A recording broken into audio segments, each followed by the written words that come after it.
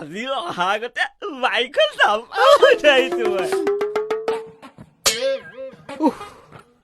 হৈৰা এইটো কি দেখিছা বেজি এভাগ কি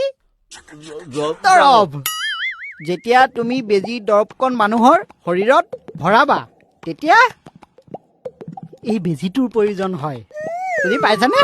এই বেজিটো প্ৰপাৰলি ফিটিং কৰি সময়ত প্ৰপাৰ জেগাটোত তুমি পুছ কৰিব পাৰিব লাগিব তেতিয়াহে কামটো সিজিব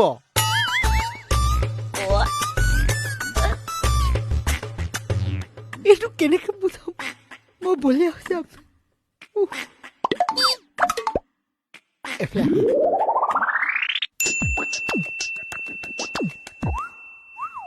বুজি পালা